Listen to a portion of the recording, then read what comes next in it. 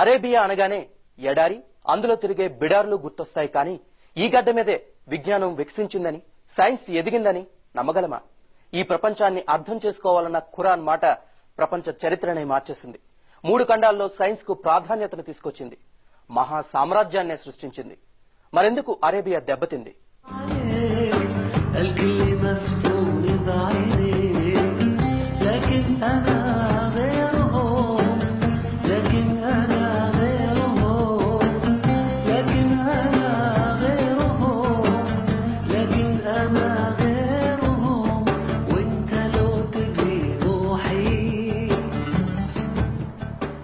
శతాబ్దాల పాటు జాతుల సంఘర్షణలో చిక్కుకుపోయిన అరేబియా ప్రవక్త రాకతోనే వికసించడం మొదలుపెట్టింది.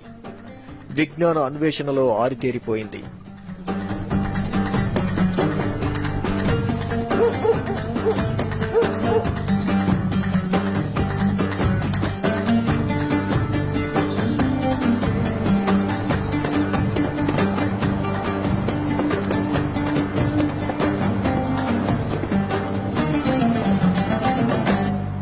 క్రీస్తు శకం 570లో మహమ్మద్ ప్రవక్త ఈ మక్కాలోనూ జన్మించారు.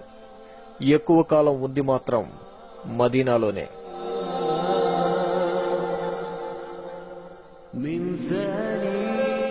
ఇక్కడున్న ప్రవక్త మసీదు ఓ అద్భుతం, బ్రహ్మాండం. ఇక్కడ అడుగు పెడితే చాలు ఏదో చల్లని భావన. ఆ ప్రవక్తే అక్కడున్నట్లు అనుభూతి.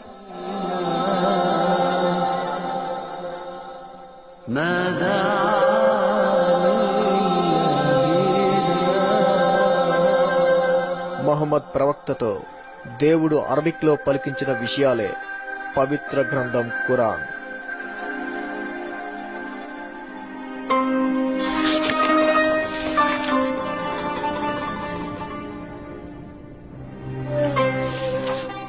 యూదులు క్రైస్తవుల్లాగానే ముస్లింలు ఓ దేవుణ్ణి నమ్ముతారు. ఆ దేవుడే ఇబ్రహాం. విజ్ఞానాన్ని పెంచుకోవాలి, ఈ భూమి మీద ఎక్కడ గొప్ప సంగతున్నా తెలుసుకోవాలని బోధిస్తుంది ఖురాన్.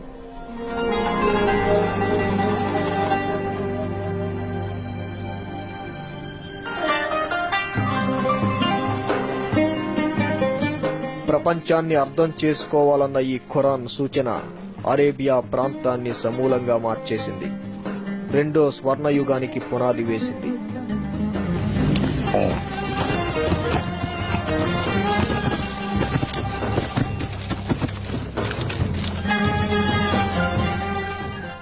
ఒకనాడు కొట్లాడుకున్న ఎడారు జాతులన్నీ ఏకమయ్యాయి. ఒకే దేవుణ్ణి పూజించాయి. మనమంతా ఒక్కటే అనుకున్నాయి. గొప్ప శక్తిగా మారాయి.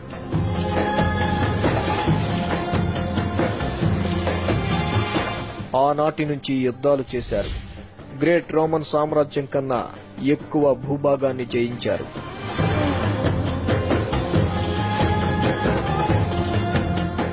ఆరో శతాబ్దం నుంచి 14వ శతాబ్దంలోగా ఈ ప్రపంచాన్ని కమ్మేశారు.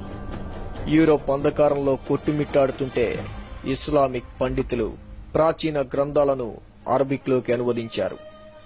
భారతీయ గ్రంథాలు అరేబియాకెళ్లాయి.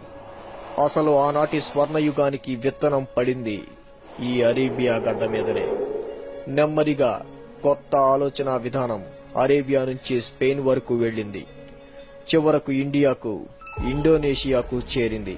ఈ విజ్ఞాన సంగమమే కొత్త ఆలోచనలను పెంచి పోషించింది. లెక్కల్లో ప్రయోగాలు చేశారు.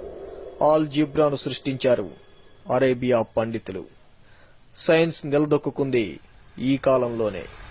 ఇబ్నల్ హతం రాకతోనే సైన్స్ చరిత్రే మారిపోయింది. ఐజాక్ న్యూటన్ గురుత్వాకర్షణ సిద్ధాంతం గురించి 700 ఏళ్ల క్రితమే ఆలోచించిన మేధావి అల్ హతం. ఈ స్కాలర్ 200 పుస్తకాలు రాశాడు. ఫిజిక్స్, ఆప్టిక్స్ కు దారివేశాడు. అసలు చిన్న రంధ్రం నుంచి కాంతిని పంపిస్తే ఏమవుతుందోనని ప్రయోగాలు చేశాడు. ఒక విధంగా కెమెరాకు తొలి ఆలోచన ఇతనిదే. టెలిస్కోప్ సూత్రం కూడా ఆయనదే.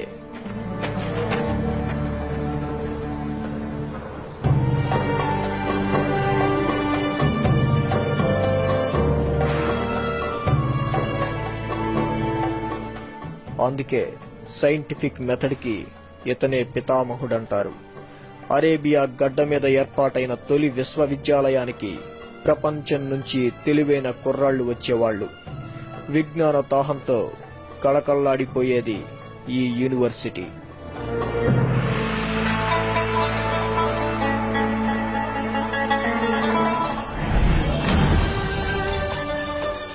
అల్ముసా జబీర్ ఇబ్నహయన్ రసాయన శాస్త్రాన్ని మరో మెట్టు ఎక్కిస్తే ఆల్బెరూని ఈ భూమి చుట్టుకొలతను సరిగ్గా లెక్కించాడు.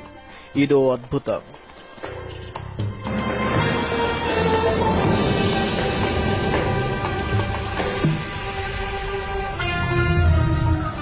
ఈ అరబిక్ మేధావులే యూరప్ పునర్జీవానికి కావాల్సిన ప్రేరణనిచ్చారు. వీళ్ల రాకతోనే సైన్స్ పరుగులు తీసింది. కొత్త ఆలోచనలు వికసించాయి.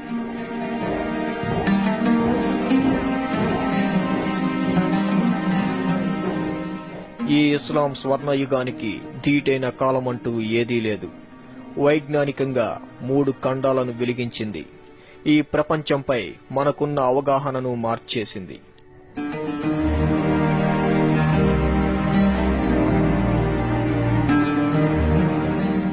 కానీ యుద్ధాల్లో ఎదురు దెబ్బలు, తగ్గిన వర్తకం, చిన్నాభిన్నమైపోయిన సామ్రాజ్యంతో ప్రభ మసగబారింది.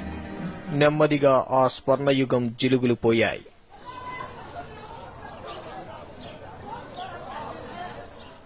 సామ్రాజ్యం క్షీణించేసరికి అరేబియా ఒంటరిదైపోయింది. ఈ ప్రపంచానికి దూరమైంది.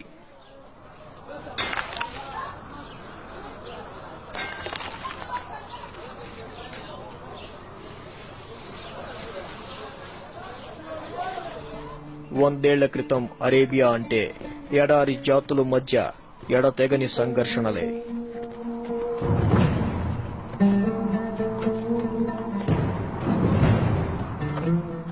ఈ సమయంలో ఒక నాయకుడు మొత్తం అరేబియాను ఏకం చేశాడు. పేరు అబ్దుల్ అజీజ్.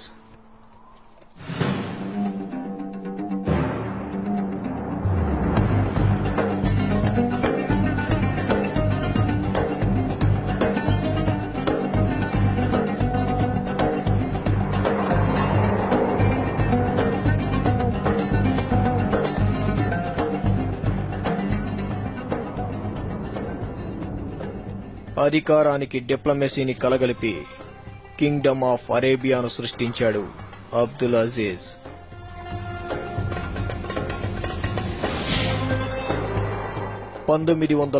లో అమెరికన్స్ ను ఆహ్వానించాడు కొత్త రాజు.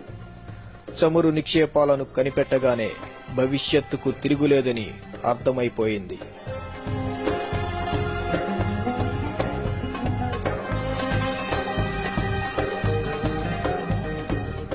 13 ఏళ్ల ఏలుబడిలోనే అమెరికా ప్రెసిడెంట్ రూజ్వెల్ట్ తో ఒక ఒప్పందం కుదుర్చుకున్నాడు రాజు. సౌదీ భద్రతకు భరోసానిచ్చింది అమెరికా. ఆ ఒప్పందం ఇప్పటికీ కొనసాగుతూనే ఉంది.